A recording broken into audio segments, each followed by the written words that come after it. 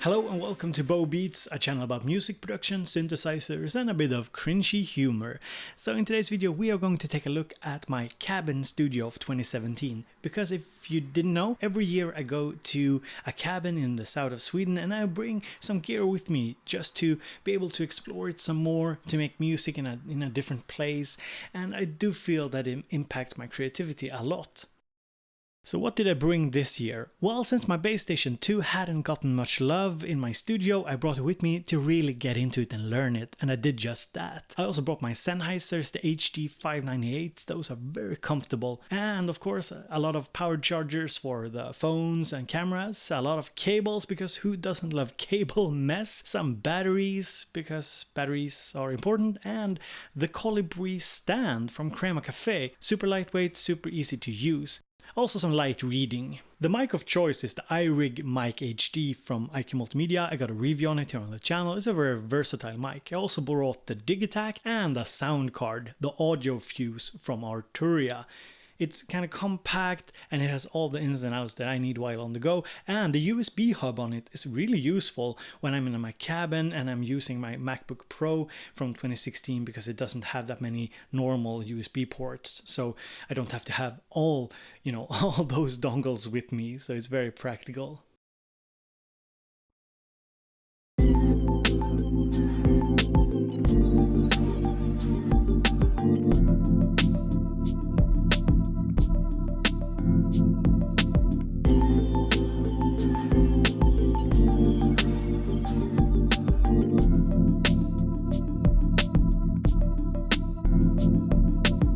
So this is what the workspace looks like. I'm sitting here on a not so comfortable chair, but I'm looking out at the nature through these two big glass doors. And when it rains, you can just shut them and cozy up inside. And when it's sunny, you can just open them up and really feel connected to the nature around you. And it's something very different from sitting in my kind of dark home studio. So how am I using this setup? Well, as you can see, the Digitac is sequencing the Bass Station 2, but I've also delved deeper into program changes. Basically, the Digitac can send program changes per step. This means that something like the Bass Station 2 that can only play one sound at a time can actually be used to create, for example, a rhythm or a bass sequence where you change out the bass sound for different steps. Here, let me give you an example of what this can sound like.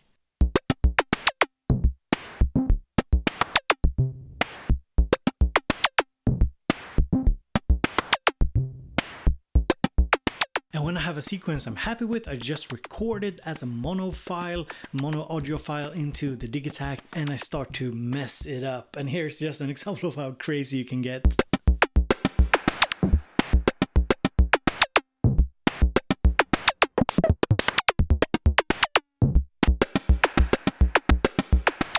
So these are just some parameter locks, parameter locking the pitch, parameter locking the LFO, and some other things like the filter and so on, just to create really strange variations to this loop.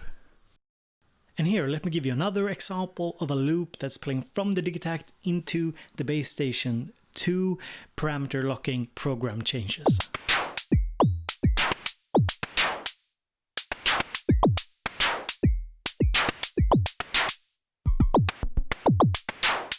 And recording this as a mono loop, adding effects to it, tweaking it, and adding different sounds and creating kind of a beat around it really shows you how strong this combination is. So here's a little demo.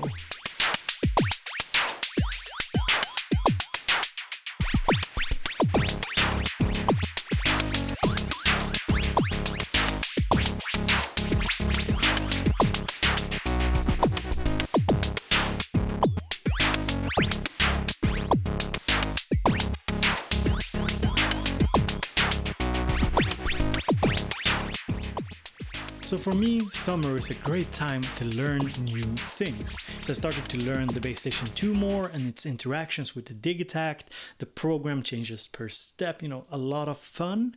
But I also started to learn Bitwig. Bitwig is a DAW similar to Ableton Live. It has the same kind of clip launcher. It has the same kind of layout, but it's also quite different with a lot of more modulation options. So this is something I will probably showcase more on the channel later. So just wanted to say that it's been a very pleasant experience if you're looking for an Ableton Live-like DAW, but you don't want to get into Ableton, or you want to transition from something like Cubase into a more, I would say, more modern, more contemporary DAW. This could be a really good choice for you. It's also one of the more smooth and compact installation processes that I've been through. It's like you download this 250 megabyte file. There's not a lot of added bells and whistles to the installer, and then you can just pick and choose from different packages that you install on top of your basic program install, if you want presets, if you want sounds, and so on. So I thought that was a really good modular approach to the installation process, instead of just downloading like a 10 gigabyte file from start, which is also very good because in my cabin I have a pretty poor internet.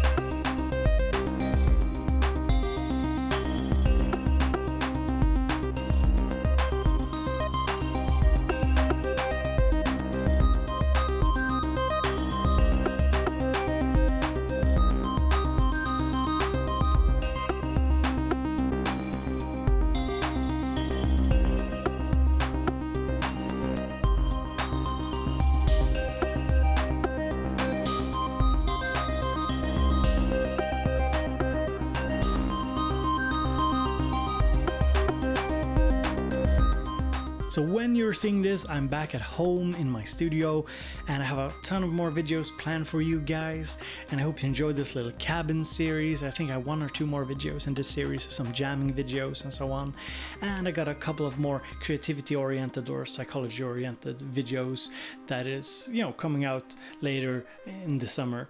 I also have some videos on the Arturia V collection coming out. I also got some videos on Bitwig and some videos on the IK Multimedia Syntronic, their new VST. So you have some things to look forward to, and as always, I'm very happy that you're watching, and I hope you have a very pleasant day. Thank you so much.